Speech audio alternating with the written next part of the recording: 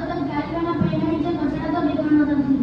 આજે પણ મારો દેશ એક અખંડ ભારત છે. અહીં રોડ, રસ્તા અને ટેકનોલોજી અવ્વલ નંબરની છે. 77 વર્ષો પહેલા મળેલી આઝાદીની કિંમત આજના યુવાનોને છે જ. અહીં કોઈ ચમત્કાર થઈ જાય અને એક સ્વચ્છ, શિક્ષિત, સાફ અને સદ્ધર ભારત આખી દુનિયામાં વખણાય. એ જ છે મારા નવા ભારતના સપનાઓ. મારો દેશ મદારી, પૂજારી અને મંદિરોના દેશો કરતાં વધારે ટેકનોક્રેટ છે. લોકોને પોતાના ભારતીય હોવાનો પોતાના પર ગર્વ અને અભિમાન છે. એ જ છે મારા નવા ભારતના સપનાઓ. જય હિન્દ, ભારત માતા કી જય. મારું નામ સુકાંત શ્રેષ્ઠ મધુરભાઈ છે. હું ધોરણ 6 માં અભ્યાસ કરું છું. આજની વક્તૃત્વ સ્પર્ધામાં મારો વિષય છે નવા ભારતના સપના. એક બાજુ હિમાલયની પર્વતમાળા, એક બાજુ હિમાલયની પર્વતમાળા, બીજી બાજુ થારનું રણ, બીજી બાજુ થારનું રણ. એક બાજુ હિન્દ મહાસાગર અને અરબ સાગરનો મોટો વિસ્તાર, એક બાજુ હિન્દ મહાસાગર અને અરબ સાગરનો મોટો વિસ્તાર અને બીજી બાજુ અનેક રહસ્યોથી ભરાયેલા જંગલો, અને બીજી બાજુ અનેક રહસ્યોથી ભરાયેલા જંગલો, અને આ તમામ વચ્ચે ઘેરાયેલો મારો ભારત દેશ. ભારત એક મહાન દેશ છે. ભારતના નાગરિક તરીકે મને ગર્વ છે. એક સાફ, સુંદર, શિક્ષિત અને સદ્ધર ભારત દેશ દુનિયામાં વખણાય. એ જ છે નવા ભારતના સપના. નવા ભારતના સપનામાં બેરોજગારી, ભ્રષ્ટાચાર, નિરક્ષરતા, ગરીબી વગેરે જેવી સમસ્યાઓ નહીં હોય. નવા ભારતના સ્વપ્નમાં બધા સશક્ત અને સુખી હશે. નવા ભારતના સ્વપ્નમાં બધાને જાતિવાદ કે ધર્મનો ભેદભાવ વગર બધાને સમાન હક પ્રાપ્ત થશે. નવા ભારતના સ્વપ્નમાં સ્ત્રીઓ સશક્તિકરણ એક મજબૂત વિચાર હશે. નવા ભારતના સ્વપ્નમાં ખેડૂતો આધુનિક અને વૈજ્ઞાનિક ખેતી કરતા હશે. નવા ભારતના સ્વપ્નમાં આતંકવાદનો ખતરો રહેશે નહીં. નવા ભારતના સ્વપ્નમાં ભારત દેશ ગંદકી મુક્ત હશે. નવા ભારતના સપનામાં બધા પાડોશી દેશ સાથે મૈત્રીભર્યા સંબંધો હશે. જહાં डाल डाल पर सोने की चिड़िया करती है बसेरा, वो भारत देश है मेरा, वो भारत देश है मेरा. ભારત દેશ ફરીથી સોનેકી ચિડિયાના નામથી ઓળખાશે.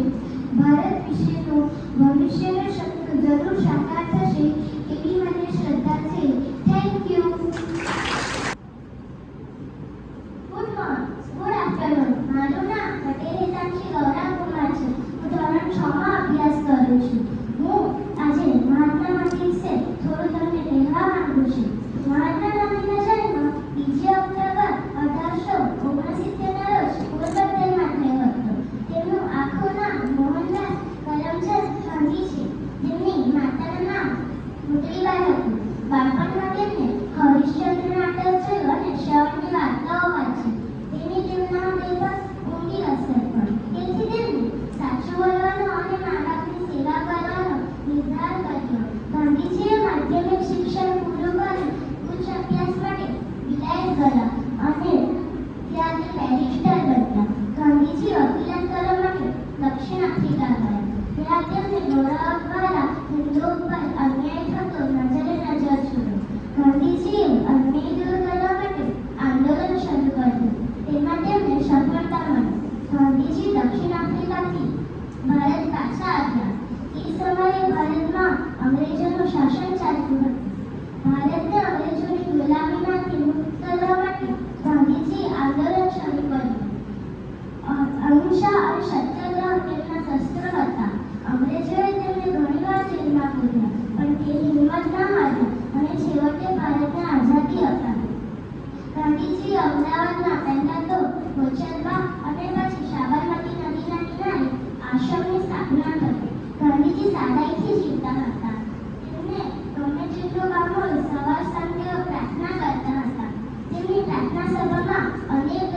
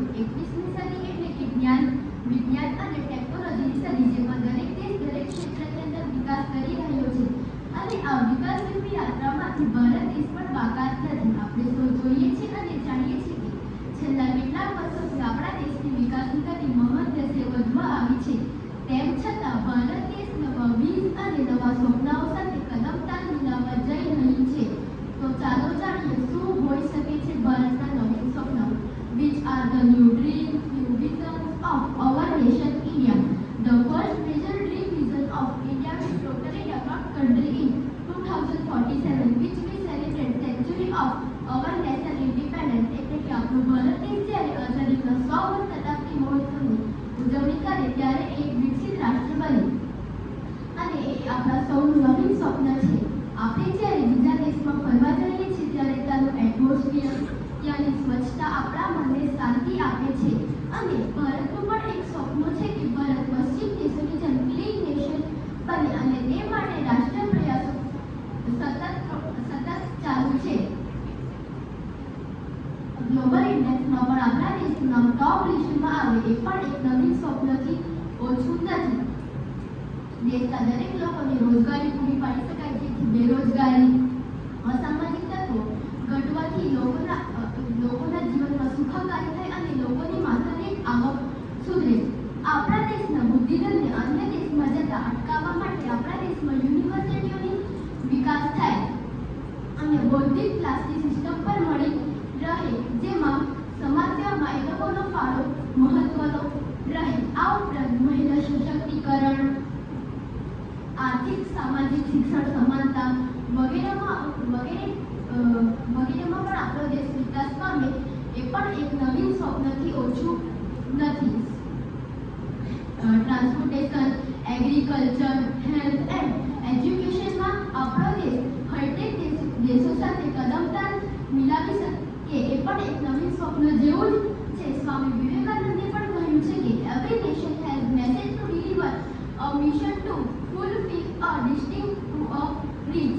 અને હું અંતમાં તો એટલું જ કહીશ કે મારા દેશના ઝંડાનો કેસરીયો રંગ વિશ્વમાં શૌર્યતાથી ઉભો રહે, સફેદ રંગ વિશ્વ શાંતિના કાર્યો કરે અને લીલો રંગ મારા દેશની હરિયાળી ખેતી દર્શાવે અને અશોક ચક્રની જેમ મારો દેશ ગતિશીલ પ્રગતિ કરતો રહે. જય હિન્દ, જય ભારત.